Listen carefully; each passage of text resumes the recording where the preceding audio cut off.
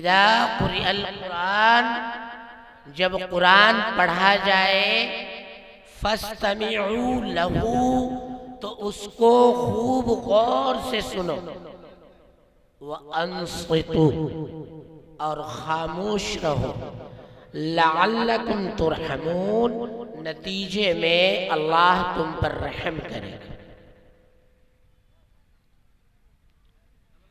अब आपको कुरान सुनने का अदब मालूम हो गया होगा।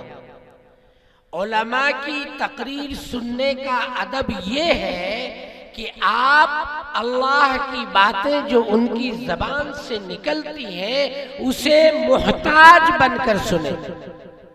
जमात के साथ बतलाते हैं कि अल्लाह की बात, अल्लाह के रसूल की बात को मोहताज बनकर सुनो। हम इसकी जरूरतमंद हैं।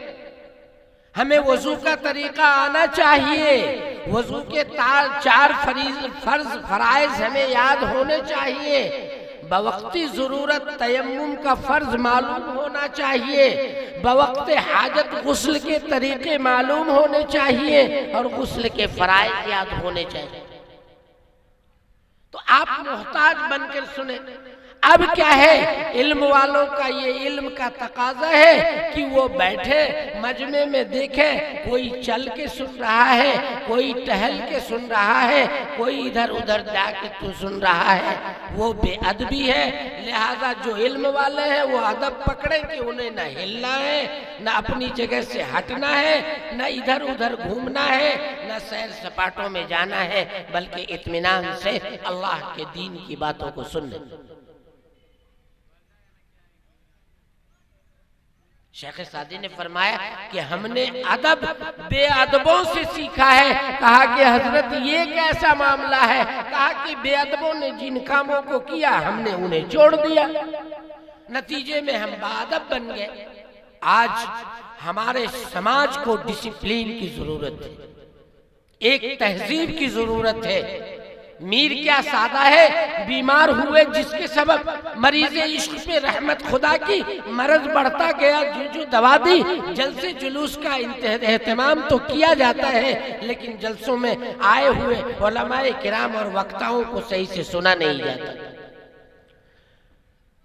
आप जानते हैं इन्होंने 10-10 साल का कोर्स किया है। आपके सामने बैठकर बोलने के लिए बाजार की मिठाई खरीद कर नहीं दी है जो आप चंद मिनट में चट कर जाएं। इन्होंने बुखारी पढ़ा है, इन्होंने तिरमिजी शरीफ पढ़ा है, इन्होंने अबू दाऊद शरीफ पढ़ा है, इन्होंने मुअत्ता इमाम मालिक पढ़ा है, इन्होंने सिहाए सित्ता की सारी किताबें पढ़ी है। उसके बाद उलमाए हक ने इनको ये सर्टिफिकेट दिया है कि तुम आवाम के बीच जाओ और अल्लाह के हुक्म की तशरीह करो, रसूलुल्लाह के पैगामात की तशरीह करो। और तुम समझते हो जनाब कि ये मुंह उठा के चला आया तकरीर करने, अपनी बेरगबती का सबूत देते हो बाजारों में टहलकर। ये माए बहनें जिनकी गोद से कभी अंबिया पैदा होते थे, सुलहा पैदा होते थे, अत्किया पैदा होते थे, आज इन माओं के पेट से, इन बहनों के पेट से, इन बहनियों, इन रिश्तेदार औरतों के पेट से कौन पैदा होता है? चोर पैदा होता है, उचक्का पैदा होता है, बदतमीज पैदा होता है, बदसलीका पैदा होता है, बदमिजाज पैदा होता है, नशाखोर पैदा होता है। कभी गौर किया? हमने गौर नहीं किया, आपने गौर नहीं किया। नतीजा हुआ कि समाज को जिस दिशा में जाना चाहिए समाज दिशा से भटक गई, समाज उस रास्ते से भटक गया, मुआशरा उस माहौल से भटक गया जिस माहौल में या अय्युहन्नास वहीदुल्लाह का पैगाम मिला था। ए लोगो या अय्युहन्नास, ए लोगो वहीदुल्लाह, अल्लाह को एक मानो। इमाम साहब से तावीज न लो, मौलाना ज़ियाउल्लाह साहब से तावीज न लो, मौलवी रियाज से न लो। हम मौलाना कहाँ भाई, हम तो कम पढ़े लिखे लोग। वहीदुल्लाह, बताओ उस उम्मत का ये हाल है कि जो उम्मत अल्लाह के नाम पर यकजा नहीं बैठती, उस उम्मत से हम क्या उम्मीद कर सकते हैं? उम्मत के उन नौजवानों से हमें क्या उम्मीद हो सकती है जो अल्लाह के नाम पर और अल्लाह के रसूल की निस्बत पर यकजा इतने बड़े पिंडाल में चंदे मादूद लोग हमें देती है। इस उम्मत से हम क्या उम्मीद करेंगे? इस उम्मत के नौजवानों से क्या उम्मीद करेंगे जो गांजा को अपना सेवा समझता है, जो स्टिंग को अपनी आदत समझता है और जो नशा आवर चीजों को अपने लिए जायज और मुनासिब समझता है। हेलो, उस अवाम से हम क्या उम्मीद करेंगे जिसने आज तक इतने जमाने के बावजूद आज तक जिस अवाम ने उलमा से दुश्मनी कर रखी है। पूछिए चचा कितने लड़के, जवाब मिलेगा कि 4 गो 6। कहाँ रहता है? एक दोहा में रहता है, एक कतर में रहता है, एक ओमान में रहता है, एक दिल्ली में रहता है, एक अहमदाबाद में रहता है, एक हैदराबाद में रहता है, एक फरीदाबाद में रहता है। पूछिए कि चचा कितना कमाता है? का बड़ा वाला इंजीनियर है, 80,000 रुपये महीना कमाता है। जाने दीजिए इंजीनियर की बात खत्म कीजिए। चचा दिल्ली वाला बेटा कितना कमाता है? 18-20 हजार रुपये महीना कमा लेता है। जो पंजाब में हरियाणा में रहता है 10-15 हजार वो भी दे देता है। अच्छा चचा आपके पास कितने हो गए? तो मिला जुला के 50-60 हजार महीने में आ जाता है। अच्छा चचा आपके घर में कितने लोग हैं? चचा महीने में कितनी रकम जमा हो जाती? कहाँ कुछ होता है, वही 50,000 के करीब। चचा आपके घर में कितने लोग हैं? मुश्किल से 5-7 आदमी है। जरूरत पूरी हो जाती है ना मौलाना साहब दुआ कीजिएगा, बड़ी दिक्कत होती है। अरे तेरी जरूरत 50,000 में पूरी नहीं होती, तू इस इमाम मस्जिद के लिए 7,000 लेके किस मुंह से खड़ा है?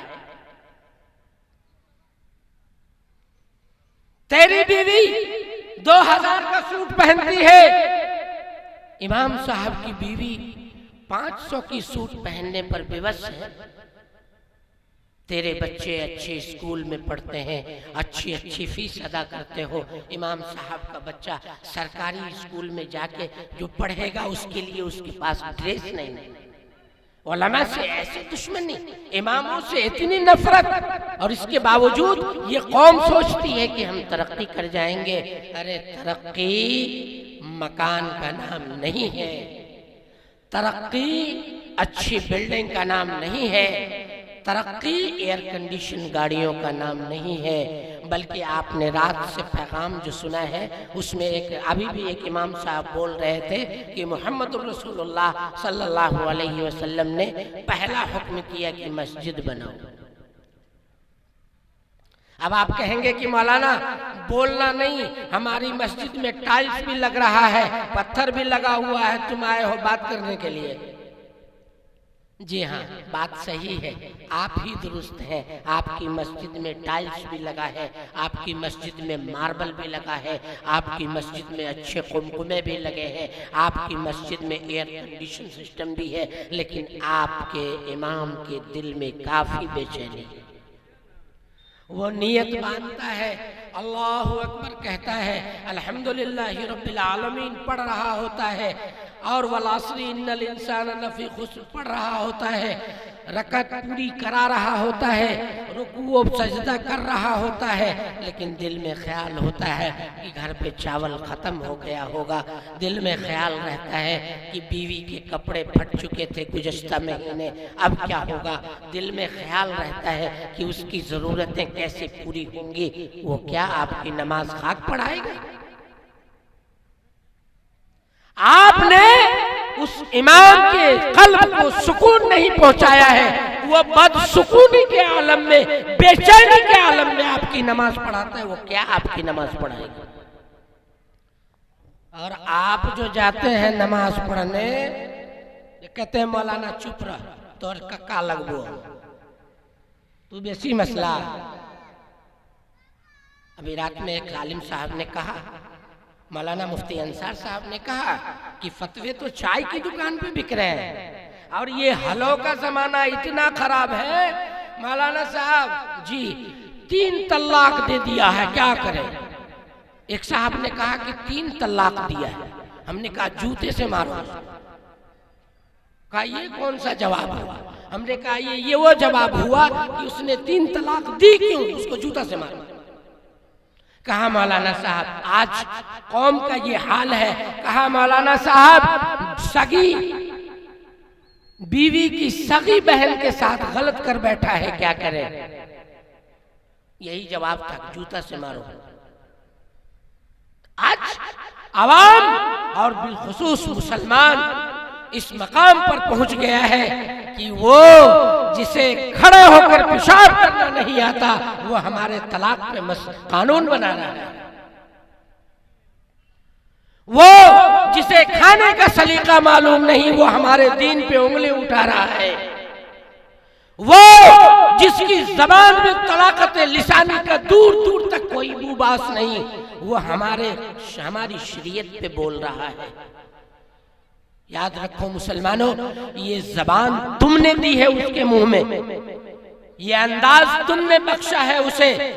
तुमने अगर अपने मुफ्तियाने किराम से अपनी जिंदगी के तमाम मसाइल का हल तलाश किया होता, कोर्ट का सहारा न लिया होता, थाने के करीब न गए होते, तो आज ये आलम और ये नौबत नहीं आती।